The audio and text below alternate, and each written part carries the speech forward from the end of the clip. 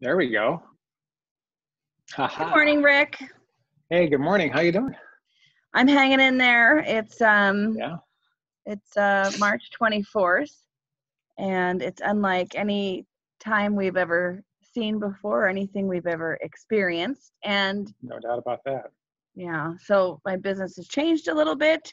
I'm doing a lot of work remotely, and I have a little more time on my hands since I'm not meeting with a lot of people. And one of the things I've always wanted to do in the over a decade that we have worked together is Hmm. really find a way to get all of your expertise out there, to let people know, hey, this is why I work with Rick. This is why Rick is so important to me, and my Cool. my lender of loan officer of preference. And you know that I lean on you for my own mortgage needs and my family, and you All are my right. trusted advisor. And so this extra time here, we're just sort of Mm-hmm. tuning in, and tuning up and planning for the future, because this is temporary, this is going to pass, Right. and then we're going to That's have a right. time of rebuilding and growth. And I'm going to have all my little projects done here. So one of them is my weekly meeting with you, and we're Mm-hmm. going to record it. We have a little problem today with the extra disgusting picture of me on here that people will see, but that's fine. I'm not very vain. So we'll figure it out for next time. So we're going to call this our weekly mortgage market update with Rick. Okay. And Cool. you're going to give us the lowdown on what in the heck is going on out there. I know, right? Yeah. Welcome to the adventure. I know. Yeah. Well, this last couple weeks have been interesting for sure. Last week, here's what happens in the media. The media announces the Fed's dropped the discount rate. And Right. that's great for credit cards. It's great for personal loans, car loans, things of that nature. The important thing to know, though, Megan, is that a Fed discount rate does not and never will equal a mortgage discount rate. That's right. And so what happens typically is the markets anticipate the Fed moves well in advance of that movement. And so rates are very low. But what happened, though, after this last announcement was something that was really, really weird. The rates had dropped to historic lows, really. And then so that created a glut of mortgages hitting the mortgage-backed securities markets for sale in the market. Billions of dollars of loans, basically, almost overnight, nationwide. So initially, those loans were being bought up by the secondary market investors pretty easily, but there was so much on the market. The investors stepped away and said, no, wait a minute, we don't want any more of this product. Rates are too low. That doesn't make sense. We don't want any more of it. So now we have this glut overnight of hundreds of millions of dollars worth of loans that the market does not want to buy at these low rates. Mm-hmm. And so the knee-jerk reaction to that is raise the rates to bring that market back.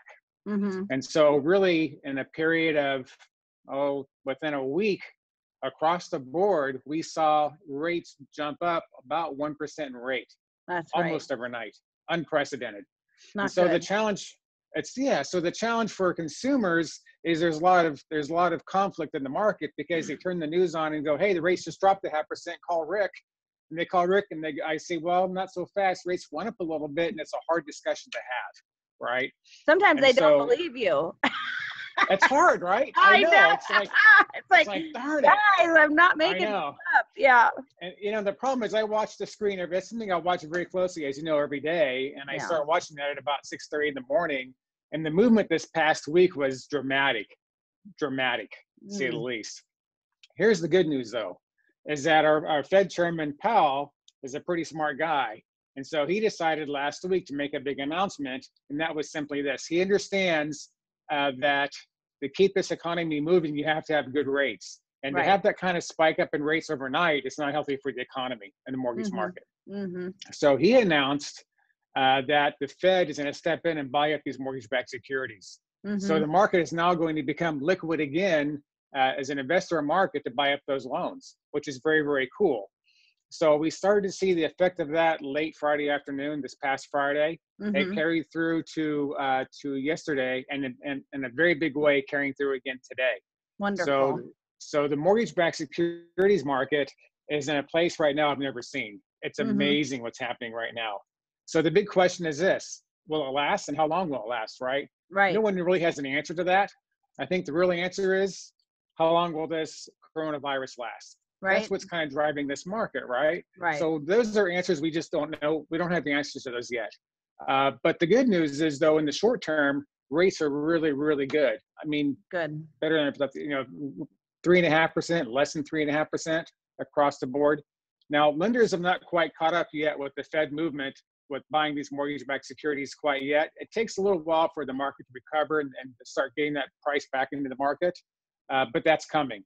That's coming. Mm-hmm. So the good news I want to say to home buyers, they're sitting at home wondering about what's going on with the market, what to do next. Here's my advice, everybody: don't panic. It's going to be okay.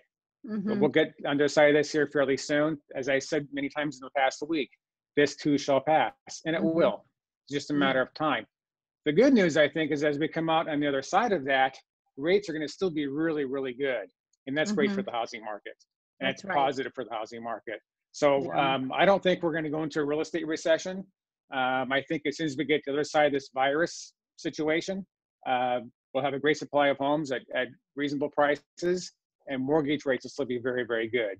So we're not going to go into a recession in the real estate market. I think it's going to remain very, very healthy. And I think if you look at that compared to what we went through, gosh, it's been what, 12 years ago, the last recession we had on this, 10 years ago. Here's the key difference, is that you look back in that market years ago, and the reason why we went into that recession was because buyers bought a bunch of houses they could not afford because they were using those really crummy stated income and stated asset loans. And at some point, they kept borrowing and borrowing against their homes and couldn't make the payments anymore.